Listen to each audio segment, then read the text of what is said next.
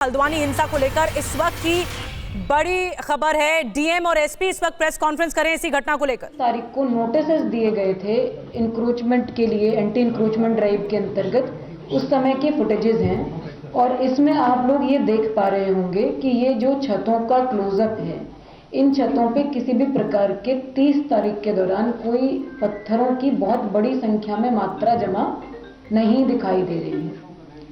ये 30th जब notice serve करे गए थे इस एरिया में जो इलीगल इंक्रोचमेंट्स हैं, उस वक्त के फुटेजेस हैं। इसमें जो छतें आपको दिखाई दे रही हैं वो एम्प्टी हैं, उनमें कोई बड़ी भारी मात्रा में पत्थरों का जमाव नहीं है। इसको बंद कर दो। अब आप नेक्स्ट फुटेजेस पर आ जाओ, एक एक करके सब चलाते जाओ। इसको हटा दो, चला लो, इसको पूरा चला लो।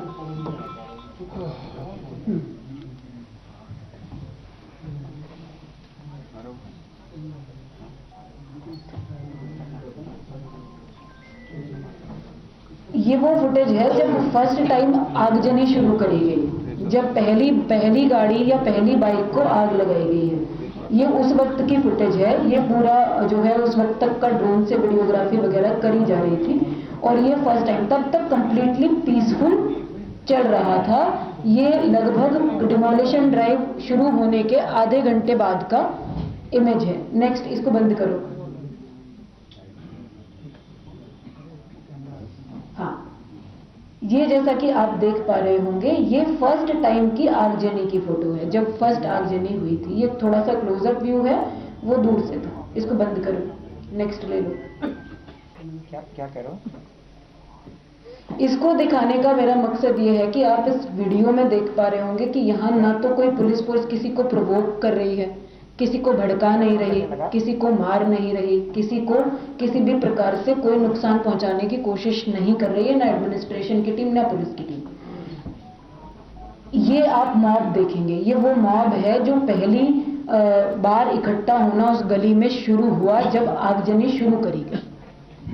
जो पेट्रोल बम फेंकना है या किसी भी प्रकार का वायलेंस है जो शुरू किया गया, उस वक्त ये मॉब इकट्ठा हुआ अचानक से। ये डिमोलिशन ड्राइव शुरू होने के 45 मिनट्स बाद की फुटेजेस हैं।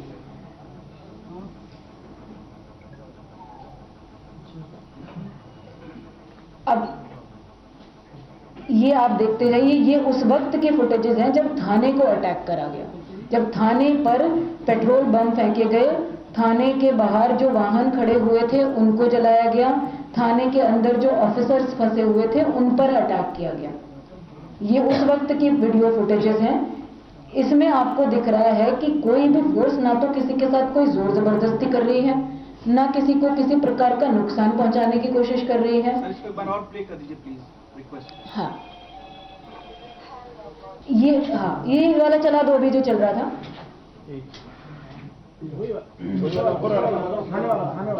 थाने वाला,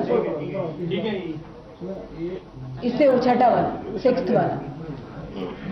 ये थाने पर जब आने शुरू हुए, इकट्ठा होने शुरू हुए और थाने के बाहर जो आप लोगों की बाइक्स भी थी, पत्रकारों की, पुलिस के वाहन वगैरह भी खड़े हुए थे, अन्य अभी आम जनता के आसपास के लोगों के वाहन खड़े हुए थे। ये उस वक्त उन पर अटैक किए और उनमें आगजनी के फुटेजेस हैं।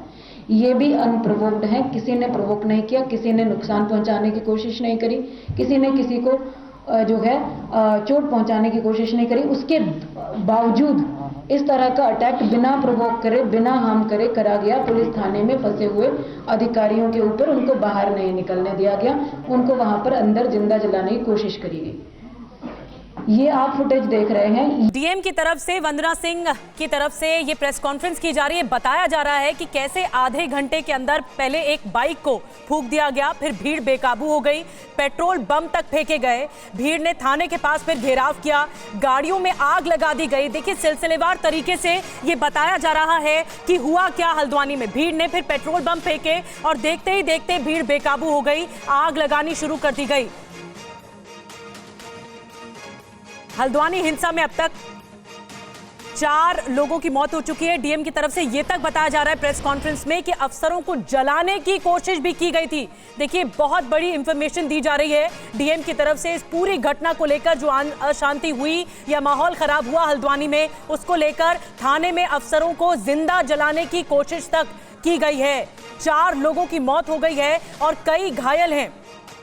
हालात अब भी सामान्य नहीं हो पाए हैं, लेकिन डीएम की तरफ से कई बातें कही जा रही हैं। बताया जा रहा है कि भीड़ जो है उपद्रवियों की किस तरह से बेकाबू हुई और हिंसा पर उतारू हो गई। एक एक करके गाड़ियों को जला दिया गया।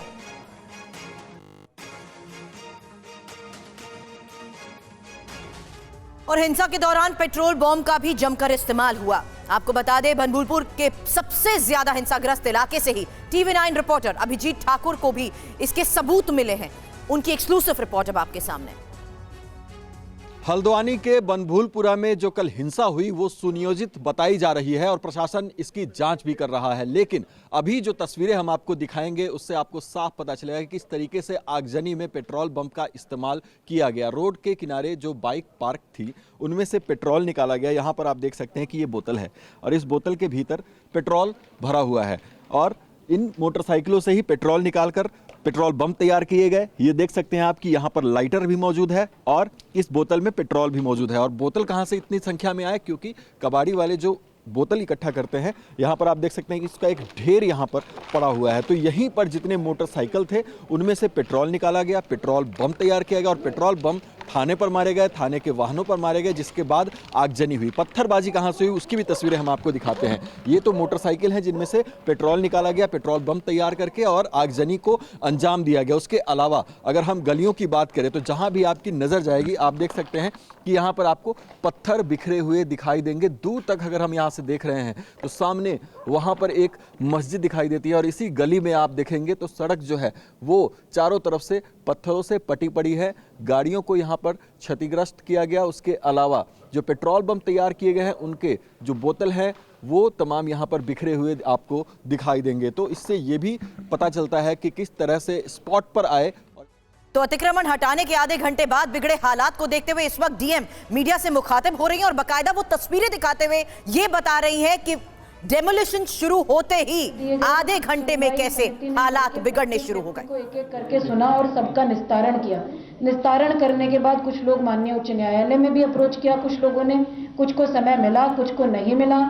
जहां पर समय नहीं मिला वहां डिमोलिशन ड्राइव भी नगर निगम, पीडब्ल्यूडी और अन्य विभागों के माध्यम से अपनी अपनी परिसंपत्तियों पर टेकअप करी गई। तो मेरा ये स्टोरी, ये बैकग्राउंड बताने का मकसद ये है कि ये कोई आइसोलेटेड एक्टिविटी नहीं थी, ये कोई एक ही परिसंपत्ति को टारगेट करके करी हुई एक्टिविटी नहीं थी। ये पूरे काफी लंबे समय से हल्द्वानी के अंतर्गत सरकारी परिसंपत्तियों को अलग अलग क्षेत्रों में बचाने का, सुरक्षित करने का, अतिक्रमण मुक्त कराने का अभियान चल रहा है।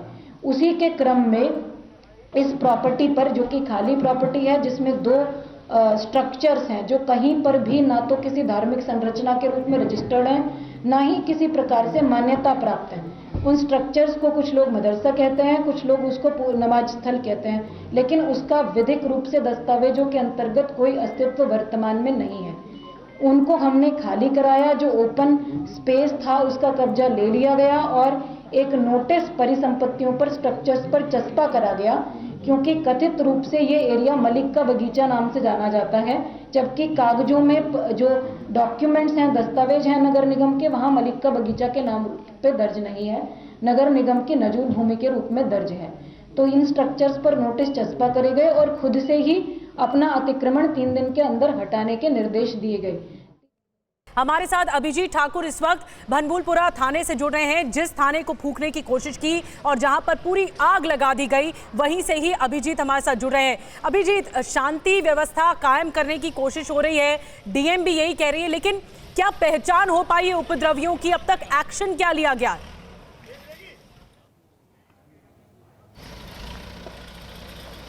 जी बिल्कुल, इस वक्त की एक बड़ी अपडेट हम आपको बताते हैं कि कुछ अधिकारियों से हमारी बातचीत हुई। उन्होंने ये कहा है कि चिन्हित किया जा रहा है लगातार और कुछ लोगों को हिरासत में भी लिया गया। हालांकि आधिकारिक पुष्टि जो है वो बाद में की जाएगी। पूछताछ लगातार चल रही है। उनका कहना है कि तमाम जो फुटेज भी जो खंगाले जा रहे हैं और उसके बाद जिन लोगों को चिन्हित किया गया है उनको हिरासत में लेकर पूछताछ करने की कार्रवाई जो है वो शुरू हो गई। उनका कहना है कि जल्द ही हम गिरफ्तारी भी देंगे और गिरफ्तारी देने के बाद इसकी सूचना भी आधिकारिक रूप से बताई जाएगी। बहरहाल जो यहाँ पर हालात है वो मैं आपको बताना चाहूँगा चाहूंगा कि अर्धसैनिक बलों की जो है वो तैनाती यहाँ पर कर दी गई है। सुरक्षा व्यवस्था के कड़े इंतजाम यहाँ पर किए जा रहे हैं और जो कर्फ्यू है उसका सख्ती से पालन कराया जा रहा है। किसी भी व्यक्ति को घर से बाहर निकलने की हिदायत दी जा रही है कि घर से वो बाहर ना निकले, और इस तरह से यहाँ की सुरक्षा व्यवस्था और शांति व्यवस्था बनाने का प्रयास लगातार यहाँ पर पुलिस और अर्धसैनिक बल दोनों करते हुए दिखाई देंगे। आप दूसरी तरफ की तस्वीरें यहाँ पर दिखाएं, ये थाने का वो एरिया है जहां पे जो हिंसा और आगजनी की घटना हुई थी। आप देख सकते हैं कि यहाँ पर कितनी भारी संख्या में पुलिस बल जो है वो तैनात है और लगातार इस मामले में छानबीन भी हो रही है और तमाम आला अधिकारी भी स्पॉट पर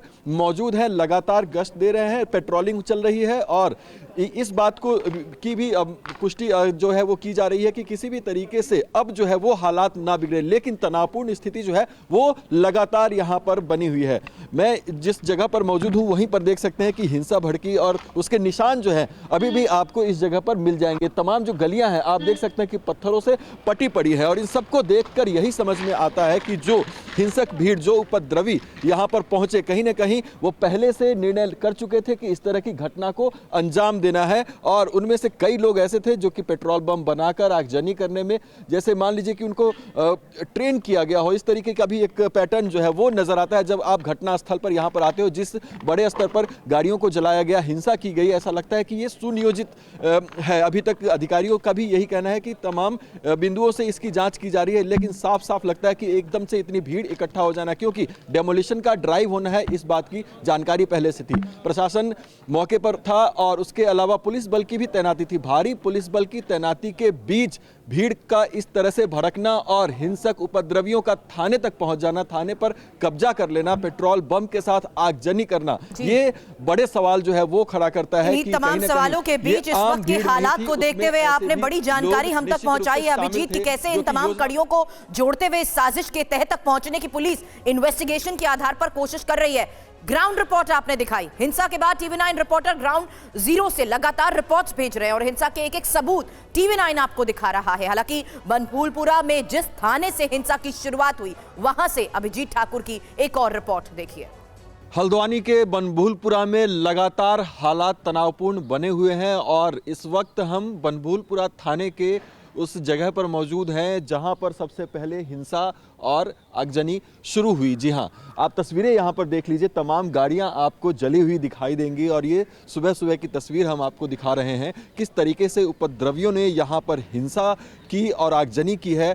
उसकी बानगी ये तस्वीरें ही देती हैं। गाड़ियों को पलटा गया, उसके बाद उसमें आग लगा दी गई। आप देख सकते हैं तमाम गाड़ियां यहां पर हैं जिन्हें आग के हवाले कर दिया गया। थाने की तस्वीरें आप दिखाइए, यहां पर थाने को भी यहां पर आग के हवाले कर दिया गया। पेट्रोल बम लेकर जो उपद्रवी थे वो यहां पर आए थे और इस जगह पर आप देख सकते हैं कि दर्जनों की संख्या में वाहन खड़े थे, ऑटो खड़े थे, प्राइवेट कार भी थे। उसके अलावा जो पुलिस जो वैन है उसको भी किस तरीके से शिकार बनाया गया वो भी हम तस्वीरें आपको दिखाएंगे। इस वक्त यहाँ पर आप देख सकते हैं कि ये पुलिस वैन है जो कि आग के हवाले कर दी गई थी और इसके हालात देखिए यहाँ पर। तो सैकड़ों की संख्या में उपद्रवी यहाँ पर पहुँचे और उपद्रवियों ने आग के हवाले कर दिया तमाम चीज़ों को यहाँ पर। और थाने के ठीक सामने इस तरह की हिंसा यहाँ पर देखने को मिली जिसकी आग अभी तक अगर कहें तो ठंडी भी नहीं हुई है, क्योंकि यहाँ पर आप देख सकते हैं कि किस तरीके से टायर्स से अभी भी धुआं निकलता हुआ आपको दिखाई देगा। बहरहाल यहाँ पर भारी पुलिस बल की तैनाती आपको दिखेगी। स्थिति को नियंत्रण में लेने के लिए तमाम पुलिस बल की तैनाती यहाँ पर की गई है। पूरे इलाके में कर्फ्यू लगा दिया गया है, लेकिन हालात लगातार यहाँ पर तनावपूर्ण बने हुए हैं। पुलिस की तरफ से लगातार घोषणा की जा रही है कि लोग अपने घर से ना निकले, कर्फ्यू का पालन करें और स्थिति को सुरक्षित करने की पुलिस यहाँ पर तमाम कोशिशें कर रही है। लेकिन कल जब यहाँ पर हिंसा भड़की तो सैकड़ों की संख्या में उस समय भी पुलिस बल तैनात थे, लेकिन उन्हें पीछे हटना पड़ा उपद्रवियों के तांडव के बाद।